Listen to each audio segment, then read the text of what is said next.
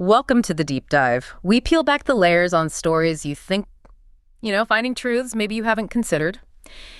Today, we're looking at a name synonymous with humanity's biggest adventure, Neil Armstrong. That iconic moment, right? Right. That's one small step for a man, one giant leap for mankind. You can't forget it. Exactly. It's etched in history. But our deep dive today, it goes beyond just that quote. We're really on a mission here to explore the man, Neil Armstrong, behind the legend. Mm-hmm. His whole journey from, a pretty humble start in Ohio all the way to the moon, and then, a surprisingly private life afterwards. Yeah, we've gathered quite a bit. Articles, research notes, trying to get a real feel for the challenges he faced, the quiet triumphs, maybe the things people don't talk about as much. And get ready, because there are some genuinely surprising things we'll uncover, like his passion for flying starting incredibly early. I mean, before he even had a driver's license. That's almost hard to believe, isn't it? Right. And his career as a test pilot, the risks, the close calls, so many near catastrophes. And of course, that whole debate around the famous quote itself, we should definitely get into that. Oh, absolutely. And his life after Apollo 11 as the sort of reluctant American hero, what really made him the perfect person for that giant leap. Let's dive in. Okay, so let's start at the beginning. Where did this journey kick off? It starts back in rural Ohio, Washington Township, born in 1930. And his dad was a state auditor, which meant the family moved constantly, like 16 times in 14 years, all across Ohio. Wow, 16 times. Yeah. That's a lot of upheaval for a kid. Yeah. I wonder if that maybe fostered a certain resilience, adaptability. Could be. Maybe that quiet self-reliance he was known for later. And the flying thing, it started really young. Yeah, this story goes his dad took him to the Cleveland Air Races when he was just 2. 2 years old. And his first actual flight was around 5 or 6 in a Ford trimotor, the Tin Goose, they called it. That must have made quite an impression. He was apparently hooked right away, building model planes all through his childhood. Totally hooked. And it wasn't just models for long. He got his student pilot certificate on his 16th birthday. Flew solo that same August. And this is the kicker, all before he had a driver's license. Flying came first. It really shows where his passion lay. But it wasn't just flying. He was serious about scouting, too. Made Eagle Scout. Right, and he even took a World Scout badge to the moon with him, which is a neat little detail. It is. So you see these threads early on, adaptability from moving, discipline from scouting, this intense technical focus with flying. And then comes Purdue University, aeronautical engineering. But interestingly, not MIT. Yeah, the reason is kind of quirky, isn't it? He supposedly chose Purdue after watching their football team beat Ohio State in 1945. A football game. It's funny how small things can change a trajectory. And his tuition was covered by the Holloway Plan, right? Exactly, Nathaniel Scholarship Program. So that meant a commitment to Navy service after his initial studies. Which really baked in that mix of engineering theory and practical, hands-on military experience right from the start. It kind of defined his whole approach. It really did. That blend pushed him forward. He became a midshipman in 49, then a naval aviator in 1950, and then Korea. He flew the Grumman F-9F Panther off the USS Essex. Saw combat. 78 combat missions, over 120 hours in the air. Earned medals. It wasn't just training anymore. And his Navy time wasn't exactly smooth sailing either. There were some incredibly close calls. Can you tell us about one of those? Oh, absolutely. There's a really dramatic one from August 51. He was in a low bombing run over Magellan, going about 350 miles per hour, and he hits a cable they'd strung across these hills, rips off 6 feet of his wing. 6 feet. Whoa, at that speed. Yeah. And there was anti-aircraft fire all around, though apparently none actually hit him directly. He somehow nursed the damaged plane back towards friendly lines, but he'd lost an aileron. The plane wasn't really controllable enough to land safely. Ejection was the only option. So he punches out. Over water, he hoped. That was the plan, yeah. Eject over water, wait for rescue. But the wind caught his parachute and blew him back over land. But then, incredibly, his roommate from flight school just happened to be driving by in a Jeep and picked him up. You can't make this stuff up. That's extraordinary. It really is. And it tells you so much about Armstrong, doesn't it? That ability to stay cool, think clearly, act decisively, even when things are literally falling apart around you. That core composure. These experiences, they weren't just war stories. They were absolutely forging the pilot and the person he'd become. Exactly. After the war, he finished his degree at Purdue, then shifted gears into being an experimental research test pilot. First for NAGA. Which was the precursor to NASA, right? Right. National Advisory Committee for Aeronautics.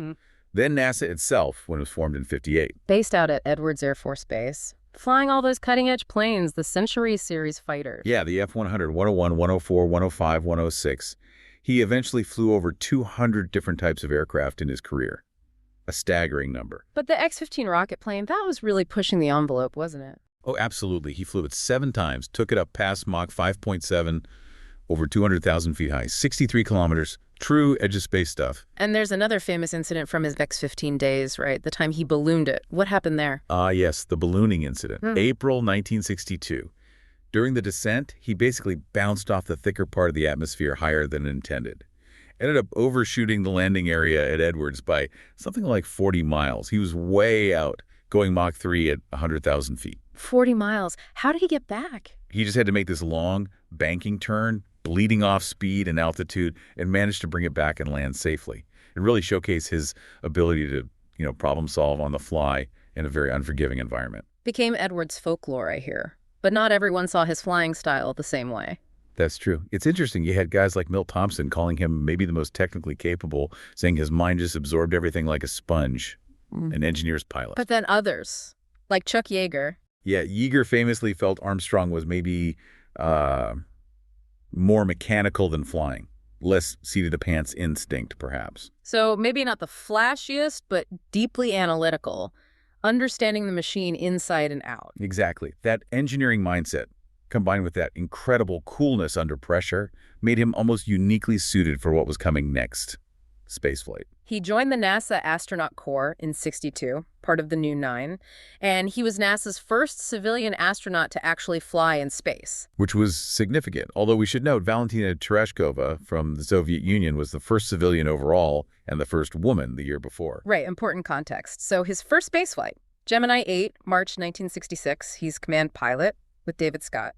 Their big goal was the first ever docking in orbit, linking up with an uncrewed Agena target vehicle. And they nailed it, right? First try. Perfect docking. Textbook. Yeah. But then things got really dicey really fast. What happened? While they were docked, and crucially out of radio contact with Houston, the combined spacecraft just started rolling, tumbling. Oh, wow. They didn't know at first. They undocked from the Agena, thinking maybe it was the problem. But the Gemini capsule started rolling even faster, like once per second. Terrifying. So it was their spacecraft. Yeah. Turned out one of their maneuvering thrusters was stuck open, firing continuously. Armstrong had to use the re-entry control thrusters, the ones meant only for coming back into the atmosphere to stop the spin. That sounds like a massive decision, using re-entry fuel. It was. It meant the mission had to be aborted immediately. They had to come home early. And initially, there was some criticism, people suggesting they'd botched it somehow. But that wasn't fair, was it? Not at all. The key thing is, there were no procedures for this kind of failure. Nobody had planned for a stuck thruster while docked. And the reentry system design meant he had to activate both rings. He couldn't just use one. So he did exactly what needed to be done to save the crew in the capsule. Precisely. And it taught NASA a huge lesson. Treat docked spacecraft as one single system. His calm thinking under extreme duress saved the day and fundamentally changed how they planned future missions. Incredible pressure. After Gemini, he kept working, backed up Gemini 11, did a goodwill tour in South America, speaking local languages, apparently. Yeah, showed the dedication extended beyond just the technical side. Then came Apollo. His path to commanding Apollo 11 was kind of set by the usual rotation, but against a really tragic backdrop. Right. He was actually in D.C. signing the Outer Space Treaty when the Apollo 1 fire happened. He heard about the deaths of Grissom, White, and Chaffee later that day. A devastating blow to the program. Such a loss. But the program pushed on, and the rotation put him in line for Apollo 11. And he made a key decision about his crew, didn't he, regarding Buzz Aldrin? He did. There was apparently an option floated to potentially swap Aldrin out for Jim Lovell as the lunar module pilot. But Armstrong stuck with Aldrin. Yeah, he basically said he had no issues working with Buzz and that Lovell deserved his own command, showed loyalty, professional integrity. And training for the landing itself. Those lunar landing research vehicles, the LLRVs, nicknamed the Flying Bedsteads. They sounded terrifying but essential. Absolutely essential. They were notoriously difficult to fly, but they were the only way to really simulate landing in the moon's lower gravity. Gave the commanders crucial hands-on experience. And Armstrong himself had a very close call with one, didn't he? Oh, yeah. May 1968, he's flying an LLRV. The controls start to degrade. The thing starts rolling completely out of control. What did he do? Ejected. It only about 100 feet off the ground. Seconds later, the whole thing crashed and exploded. 100 feet. Did he get hurt? Amazingly, no. Just bit his tongue, apparently. That's it. Can you imagine? Unbelievable composure. But he still believed those things were necessary. Absolutely. He maintained they were vital for the success of the actual lunar landings. That kind of practice was irreplaceable. Okay, so launch day, July 16th, 1969. Apollo 11 lifts off. Armstrong's heart rate apparently peaked at only 110 beats per minute during launch. Which is remarkably calm, considering the circumstances. Right. Then, the lunar descent, they're coming down in the LM, the Eagle, 3 minutes into the final descent. Armstrong realizes they're heading for trouble. Yeah, looking out the window, he sees the landing zone. Autopilot is taking them into, well, it's basically a field of boulders. Not good. Not where you want to land your billion-dollar spacecraft. And then the alarms start going off. The infamous 1202 and 1201 alarms, computer overload warnings. What was causing that? It's fascinating, actually. Buzz Aldrin later figured it was likely because he had left the rendezvous radar switch in the wrong position during the descent checklist. So the computer was trying to process extra unnecessary data from that radar and handle the landing calculations. It was just too much.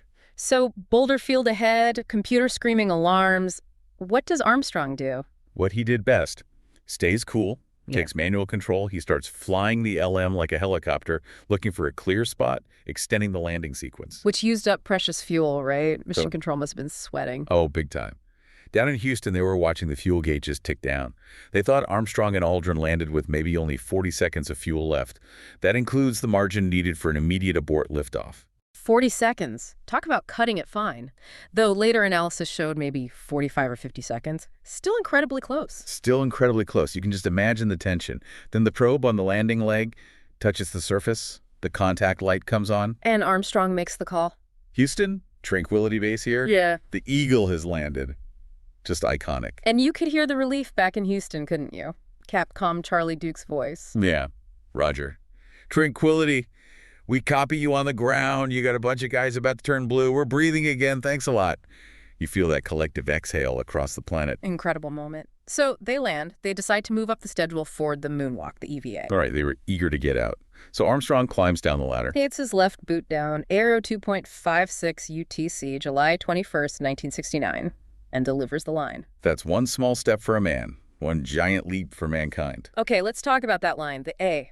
Was it one small step for man or one small step for a man? It's been debated forever. It really has. The audio recordings aren't super clear. There's static. NASA and Armstrong always insisted the A was there, just obscured. Armstrong himself later kind of conceded he might have just dropped it in the moment. But then there was later analysis, digital analysis. Yeah, years later, an audio analyst named Peter Shanford used advanced techniques and claimed the A was spoken. But the limitations of the communication tech at the time made it basically inaudible. Armstrong apparently found that analysis persuasive. Interesting. So maybe he did say it. NASA's official transcript still puts the A in parentheses, right? Acknowledging the fuzziness. Exactly. But honestly, whether the A was there or not, the impact of the statement was, well, monumental. Broadcast live to over 500 million people, maybe 20% of the world's population watched. Just staggering. 19 minutes later, Buzz Aldrin joins him on the surface. Yep. They unveil the plaque on the LM leg, plant the American flag. The flag looked wavy, didn't it? Because the telescoping pole didn't fully extend. That's right. A little technical glitch gave it that iconic look. President Nixon calls him from the White House. And Armstrong did most of the picture taking, apparently. Yeah, which is why there aren't that many great photos of Armstrong on the moon. He's mostly reflected in Aldrin's visor or just partially in frame in a few shots. He was focused on documenting the mission. He walked quite a distance, too, didn't he? To a crater. Yeah, about 65 yards over to what's called East Crater. That was the furthest anyone got from the LM on Apollo 11. He also left some memorial items there for fallen Soviet cosmonauts and for the Apollo 1 crew. A poignant gesture. The whole moonwalk, the EVA, lasted about 2.5 hours. Which seems short now, but back then... They were being cautious. NASA wasn't entirely sure how the spacesuits would hold up in those extreme lunar temperatures over a long period. Baby steps, so to speak. Literally. Okay, so time to leave. But there was one more bit of drama, right? With the ignition switch. Ah, yes. The Ascend engine ignition switch. Somehow it got broken off. They couldn't press it to fire up the engine to leave the moon. Seriously, how did they fix it? Classic astronaut ingenuity. Buzz Aldrin used part of a felt-tip pen to push the circuit breaker in. Yeah. It worked. A pen saved the day. Amazing. So they lift off, rendezvous with Collins in orbit, head home, splash down in the Pacific, picked up by the USS Hornet. Then straight into quarantine for 18 days, just in case of moon germs. And after quarantine, global superstardom. Oh, yeah. A whirlwind 38-day giant leap tour around the world. Ticker tape parades in New York, Chicago, millions cheering, Presidential Medal of Freedom from Nixon. But Armstrong, he wasn't really comfortable with all that, was he? The intense fame. No, not really. He seemed to shy away from the constant limelight. He actually resigned from NASA fairly quickly in 1971, wanted a quieter life. And went into teaching. Yep. Aerospace engineering at the University of Cincinnati. Interestingly, he chose Cincy over his alma mater, Purdue, apparently because he preferred its smaller department. Known as a tough professor, I read. Apparently so. A tough grader. He also later said he regretted not tying his NASA experience more directly into his academic research. He left the university in 1980, partly due to increasing bureaucracy, it seems. But he didn't just retreat entirely. He stayed involved in important ways. Definitely. He served on the investigation board for the Apollo 13 accident. His engineering mind helped pinpoint that faulty thermostat switch as the root cause of the oxygen tank explosion. Crucial work. And he was involved after the Challenger disaster, too. Yes, he was vice chairman of the Rogers Commission that investigated the Challenger accident. He was apparently key in keeping the final recommendations focused, only 9 key points, believing that too many recommendations would just get lost or ignored.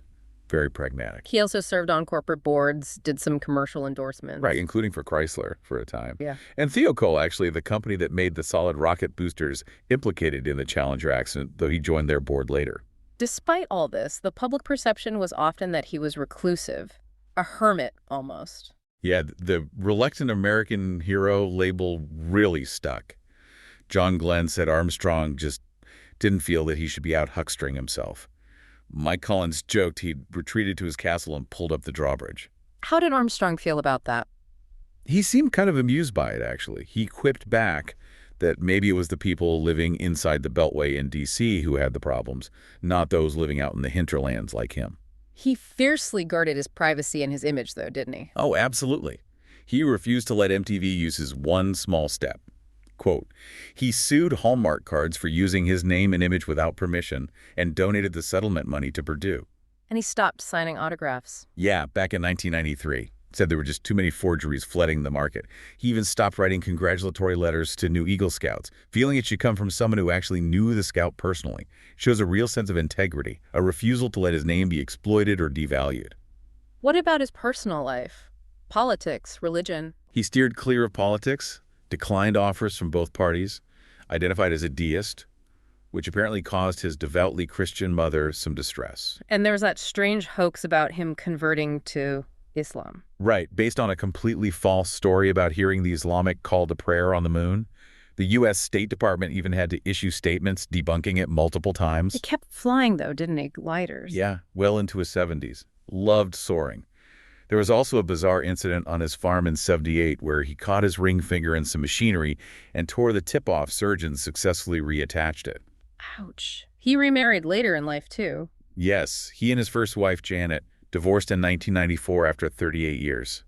He later married Carol Held Knight, whom he'd met at a golf tournament. Okay, moving towards his final years, he needed heart surgery in 2012. Yes, coronary bypass surgery in August 2012. Initial reports suggested he was recovering well. But sadly, that wasn't the case. No. Just 20 days after the surgery, he passed away due to complications. He was 82. President Obama called him among the greatest of American heroes, not just of his time, but of all time. A fitting tribute. His family statement was quite moving, too, wasn't it? Asking people to think of him and give him a wink when they look at the moon. It was lovely. And encouraging young people to explore, push limits, serve something greater than themselves really captured his spirit. But there was a difficult coda to his passing, wasn't there? Something that came out years later regarding his medical care. Yes, that's right. In 2019, it was revealed that his family had filed a medical malpractice suit against the hospital where he had his surgery. What were the allegations? The suit alleged serious errors in his post-operative care, specifically a delay in taking him back to surgery after signs of internal bleeding were detected. The family believed these errors contributed to his death. And it was settled quietly. Yes. The family settled with the hospital for $6 million back in 2014. A condition of the settlement was that they remain silent about it. It suggests the hospital was deeply concerned about the potential negative publicity surrounding the death of such a revered global icon. A very sad and complex postscript. It is. A reminder that even legendary figures face intensely human struggles. His passing brought tributes from everyone, especially his Apollo 11 crewmates, Aldrin and Collins. Heartfelt words from both. His memorial service was held at the Washington National Cathedral, attended by so many space legends. Gene Cernan shared a story highlighting Armstrong's teamwork back during that Gemini 8 crisis. His ashes were scattered at sea in the Atlantic, but his legacy, of course, endures everywhere. Absolutely. The honors are countless Presidential Medal of Freedom, Congressional Space Medal of Honor, the Congressional Gold Medal alongside Aldrin, Collins, and John Glenn. Things named after him. A moon crater, an asteroid. Schools, museums, even a mineral Armstrongite. Purdue named its engineering hall after him. NASA renamed its Dryden Flight Research Center in his honor. The Navy even commissioned a research ship, the RV Neil Armstrong. And the biography, First Man, and the film based on it, his memorabilia, like the pieces of the Wright Flyer he took to the moon, sell for fortunes, still the #1 space hero in polls. Even late in life, at age 80, he was still engaged, publicly criticizing the cancellation of NASA's Constellation Moon program. He even said he'd volunteer to command a mission to Mars if asked. Amazing spirit, right to the end. So wrapping this up, we've traced this incredible life from that curious kid in Ohio through the dangers of test piloting and the drama of Gemini, to that historic step on the moon, and then the quiet, principled life he led afterwards. We really see how that unique combination, the deep technical understanding, that unbelievable calm under fire, the inherent humility made him perhaps the perfect person for that singular moment in history. So what's the takeaway for us listening today? Neil Armstrong's story, it feels like a powerful reminder, doesn't it? That sometimes the greatest leaps forward come not from the loudest voices, but from quiet dedication, from pushing boundaries relentlessly, and from a profound sense of duty. That small step wasn't just about landing on the moon. It was about the culmination of a lifetime of preparation, skill, and courage. It continues to inspire us to look up, doesn't it? To think about human potential when courage meets ingenuity. It really does. And maybe it leaves you with the final thought. What giant leap, big or small, are you quietly preparing for?